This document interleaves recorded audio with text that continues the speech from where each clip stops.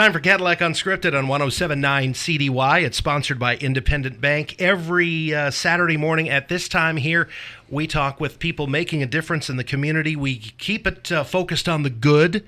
And Katy Huckle is my co-host, and we have a special guest who has been on the show before, but in a different capacity. There's a major lane change for this man. Oh my gosh. Proven leader, but now he's leading in a different way. Welcome, Dave Cox. Thank you for having me. Dave just left the ISD here just a couple of short weeks ago and is now stepping into a new role as the president of the Cadillac Area Chamber of Commerce. So, first of all, former boss, let's talk about the lane change and what made you decide that it was time to refocus. It's a great question, and I get it a lot. And I'll be brutally honest, because that's me, and I'm transparent. Been very involved with the chamber since 2005 when I think I moved here. I should know that, but it really hit me when I started reaching out to board members, getting input or asking for input. Do you need help finding a new leader, right? And because I'm very involved and I'm very passionate about the chamber because of our relationship that we had and how it strengthened over time at the ISD, specifically the Career Tech Center. So actually was having lunch with one of our board members, and we were like brainstorming ideas about getting who could be, and at that time they had listed it, I think, on Indeed or Monster. And of course, when you do that, you get people from Timbuktu who have no idea what they're applying for, but they apply, right? And then I just kind of casually said, you know what, maybe I'll throw my hat in there. Kind of just kidding, right? And I say that now. And a few days later, I get a text. We went on having our conversation about something else. A few days later, I get a text. Hey, were you serious about that chamber? So pause there. Go back to the spring when we had our end of year, Rich, you were there, our end of year barbecue banquet. And I'm sitting there with 9 retirees and Julie Boss, our counselor, and Dave Mackey, our instructor at the tech center. They're like, wait a minute. Julie and I, we came in together. What's going on? So they said, how come you're not going? When are you going to be going? So, you think about it for that half second, and then you put it away, right? Well, I pulled it out again. I thought, wow, boy.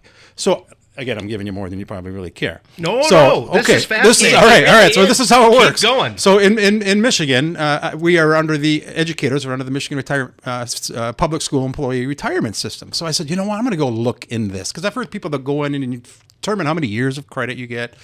And I haven't been in it since 2012. So I logged in. Actually, I had to ask for a new password, so that took a while. I logged in, and initially it gives you a small report, how many years of credit. And it said 36 years. I'm like, boy, that doesn't make sense. So I was trying to do the math. I started as a paraprofessional in the welding program at the Macasta Osceola Career Tech Center, and then I jumped into administration, and then I moved up here, and the rest is kind of history. Again, I can't believe I retired as a superintendent, but hey, life's all about choices and opportunities and relationships, right? We know that. Yes. So I started to look into it, and come to find out, I coached football at Big Rapids High School for 8 years, and I did a long-term sub when I was in college. All that time counted.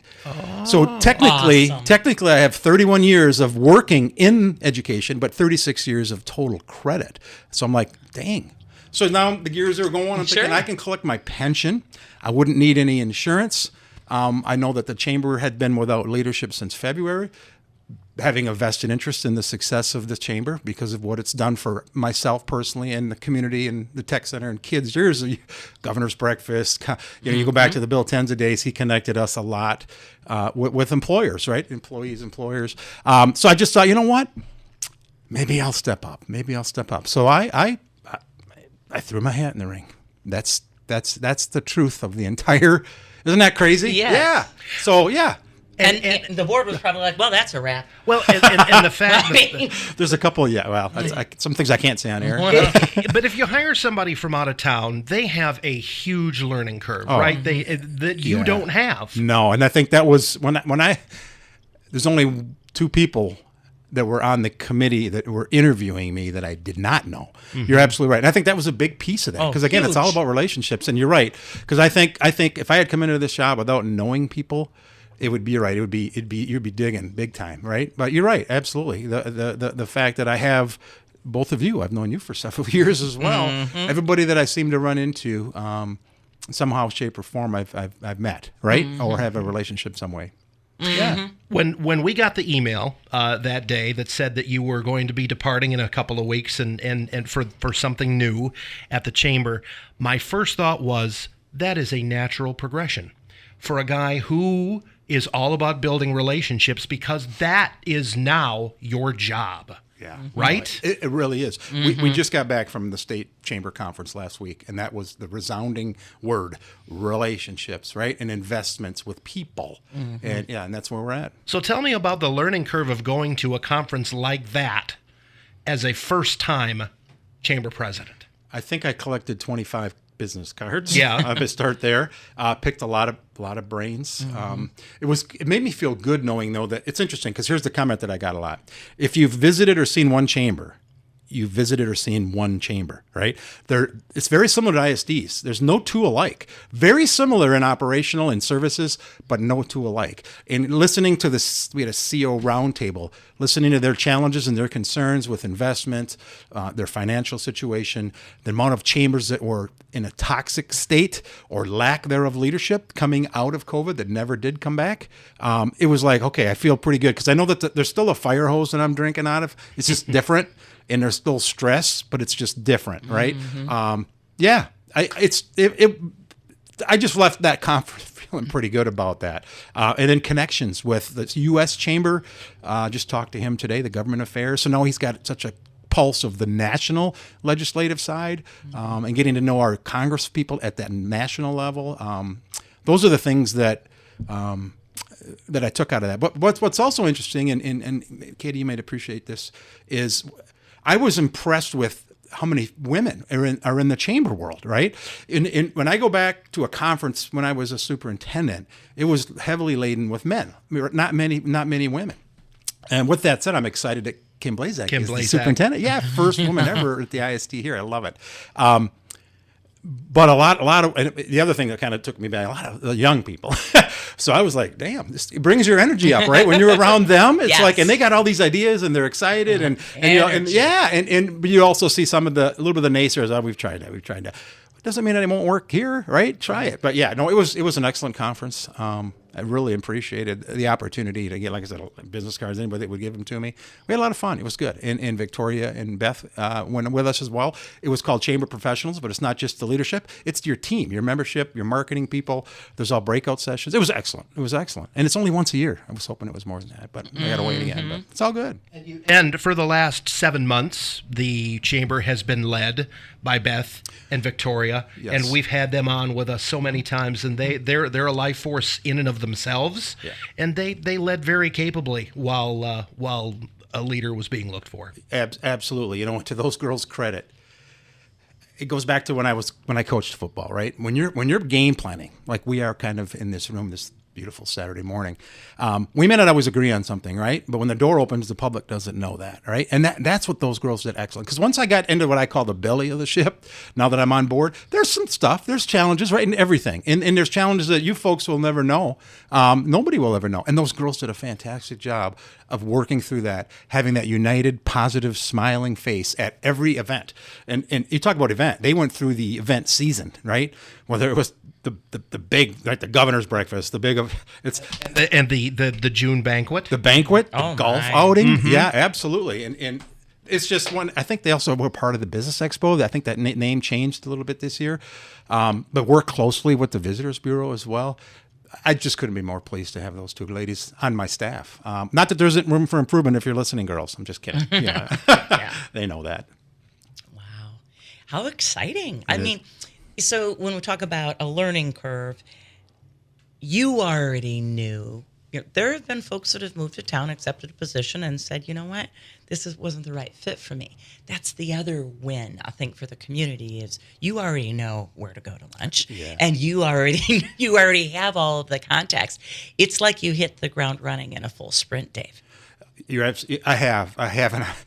246 members, 15 board members. My goal is to get out, meet with them all individually, find out why they are invested in the chamber, what can we do better. And that, like I said, that I don't know if I mentioned it, but that's helped a tremendous amount, being able to hit that ground running. And I get a little impatient because I do have a lot of energy. So I'm trying to learn. I'm trying to learn I will tell you, Dave Cox's leadership style is shoot first, ask questions later. Yeah. Now, and I've always admired that about him because Dave's is fearless. You're fearless. Yeah, you can't be scared. There's a reason why the second year digital media production students are in that beautiful building across the street, because you saw an opportunity there, and that's benefited the ISD in so many ways, from an administrative perspective and from our class's perspective. You just sat down, crunched the numbers, and thought, this is a no-brainer, right? It really was. And I got to be honest with you, because that's me. If it wasn't for that digital media productions program, I don't know if I would have been as fully supportive. But once we went down there and done, this has to happen. This just has to. And I think back at the time, how many years ago, maybe 10 or 15, when I sat down with Mike Stebbins when he was HR coordinator at Munson, or Mercy back then. Don't be scared. Why don't you guys put a program here? So we did. We have that. It's us, right? It's still a community. That second year health program is housed at Munson, right? That's that relationship piece. Don't be scared, right? Because if you shoot and you miss, so what? You tried, right? And I empower people too as well, yourself, and the right people on the bus, right?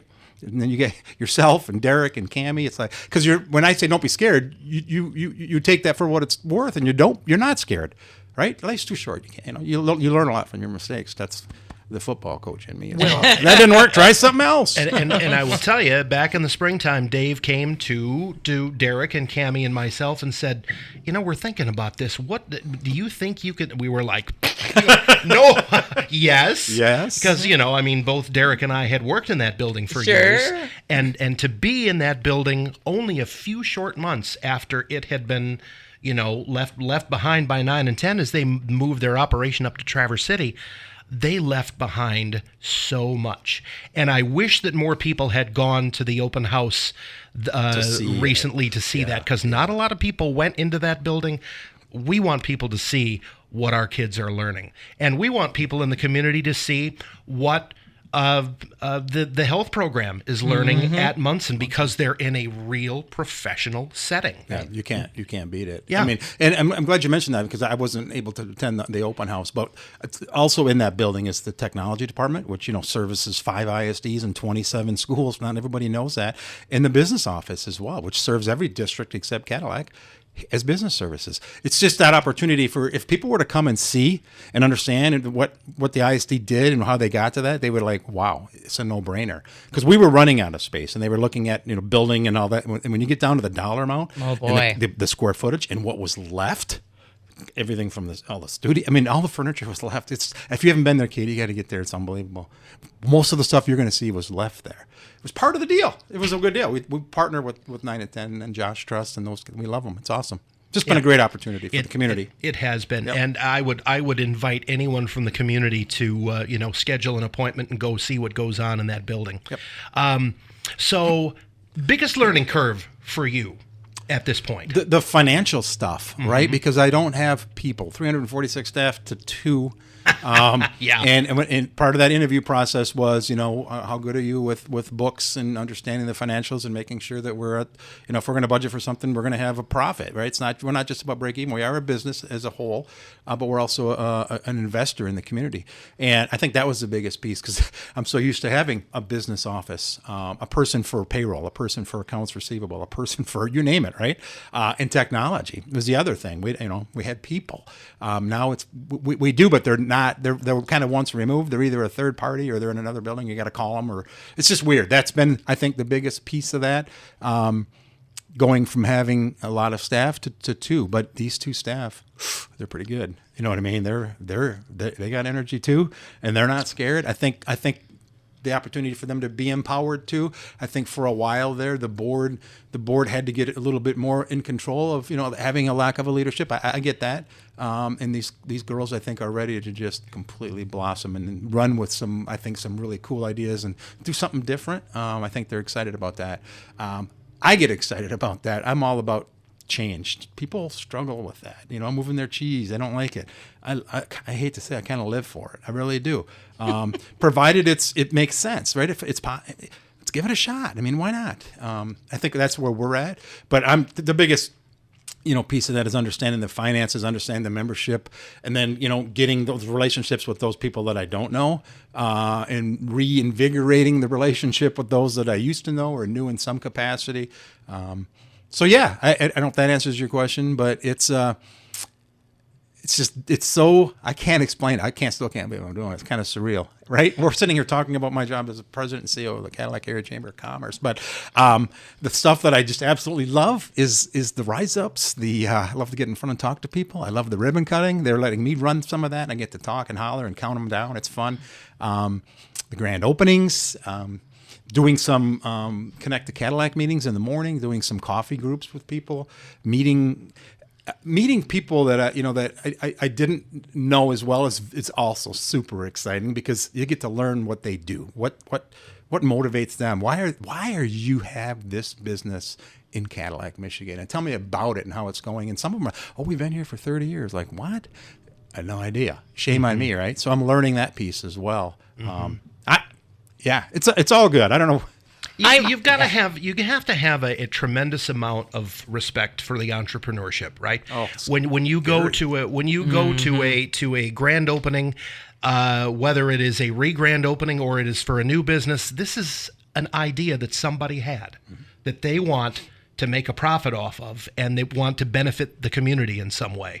So they need to be supported, right? That is well said, and the chamber is the perfect partner in that. You know? I like that word you used, Katy, partner. And we are a partner. People think that, you think about a membership, right? A membership is you pay and you get something. No, this is about investing and being a partner in the community, right? And when I was in education, I said it takes a community to raise a child. Well, it takes partnerships and investment to have a thriving community. If you have a thriving community, you've got thriving people. If you got thriving people, you got thriving school districts. I mean, it's so tied together. It's unbelievable. Yeah. But getting people to also understand too, because I have seen there's been some challenges between a business, maybe not competition, but maybe not understanding fully some of the stuff that's going on, whether it's downtown Cadillac or the west side, right? And what I've seen some positive is them coming together now. It's not us versus them. They're still the city of Cadillac. People got to realize there is that west side. And this last year when they had, Hay Days? I went over there that Saturday morning. It was phenomenal. It was absolutely phenomenal. It was really cool, right? And then they're going to have a trunk or treat now coming up. I think it's tomorrow. Downtown, we have a new downtown development association. Travis, there's just some people like that are also in play now that I don't think were there full time in the past. So I'm excited I've worked really closely with the Visitors Bureau, and now they have obviously an opening for leadership. So hopefully they'll get that filled, and maybe there's somebody internally, wink, wink, that could get that. So I'm excited about that. Connecting people, right? I really think that's what it's about, and that's that investment, that partner in the chamber can be that conduit, right? We may not have something to always give somebody as a member. I'm going to use the word investor because I think that's more important. But what can we do to support and advocate, connect people in a positive fashion to improve Cadillac? And not just Cadillac, it's Cadillac Area Chamber of Commerce, right? So it goes far out as we want. If people are willing, we're willing to work with you. So, Dave, if we have someone out there of a certain age, so we'll say older than 50, who's thinking about a career change, what would you tell them? This was for most people, this would have been really uncomfortable. Absolutely. Okay. Yeah. What would you tell someone over 50? You know what? You're not ready to retire quite yet. Another leader. I mean, how did you make? You told the story about, found out about the opening, talking to board member, gosh, maybe I should throw my, there's a big difference between maybe I should throw my hat into the ring and that I'm retiring after all of these years in education and I'm going to go into a totally different. Well, are you reading my mind, Katy? Because that's the story I was hoping to tell you. Here, I think Rich knows this. Maybe it's not written anywhere, but my motto is don't be scared. And I might have mentioned that earlier. Don't be scared. And I've told people that, and some great things have come out of that. So what I did is I went in the backyard, started a little campfire. I just sat there, had a beverage, and it just hit me. It's like, you know what? You need to heed your own advice. Really, that's the truth. And I went back in the house, looked at him, and said, Dave, I said it out loud. Don't be scared. Mm-hmm. And I did it. Was it scary? Hell yeah. Hell yeah. Because when you pull the retirement lever in Michigan in education, you don't unpull it. It's a done deal. Now you can go back and work in schools, but you're done collecting, service credit and insurance, et cetera, et cetera, et cetera. I think it would have been a lot more challenging. I don't think that I could, could have retired from education and done nothing, right? And I knew that. And my wife was adamant. You're not going to sit home and she knows I wouldn't, but we got to do something. What can I do? Yeah, I just said, don't be scared. Give it a shot. Does it feel like work? No, it doesn't. No, it doesn't. And I don't think education really did either. There was a lot of different stuff. And I think with education, it was also a lot of redundant things. You knew that every 3.5 weeks, you had to get ready for a board meeting, right? You had to get ready for a superintendent meeting. You had to do this. You had to do that. You had your budget stuff. Not that there wasn't challenges or a lot of new stuff, because there was that whole "don't be scared" mantra.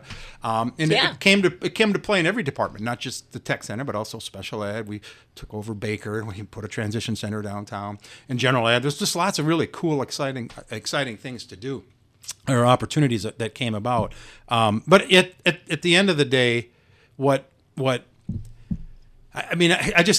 think I can make it any clearer if I just not being scared. I mean, going back to your original question, it's just to tell somebody don't be scared.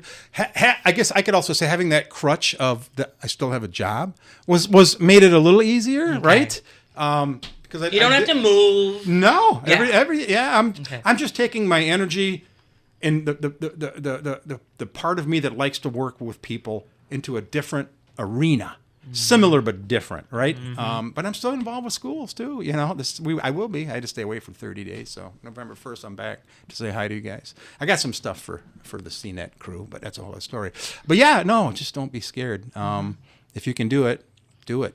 And it was fortunate too that I had our former director Tim Riggling retired 2 years ago. I called him, got his input. He goes, "That was great.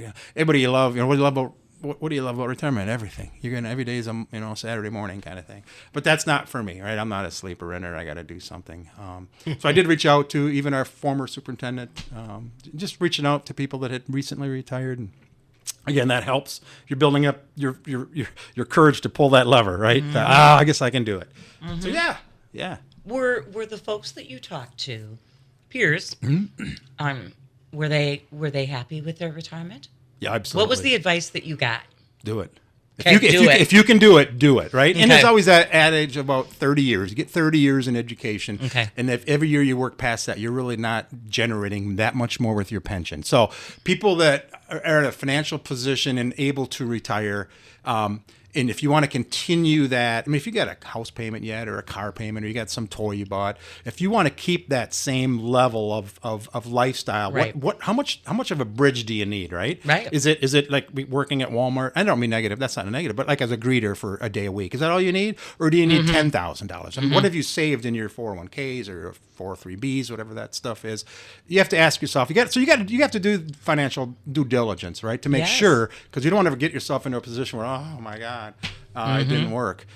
In this situation, it was a crutch, for the lack of a better word. I knew no matter what, I'm going to have a job. I'm going to have income coming in, and then eventually my pension will start coming in. And I can do whatever I want. I'm not. Again, I'm young, right? I'm 57. I'll tell you that. I should have challenged. Oh, he's a young buck, Rich. He's only yeah. So I'll do this for several years. I enjoy it. As long as they'll have me, I'll do it. So those are great questions, though. Yeah.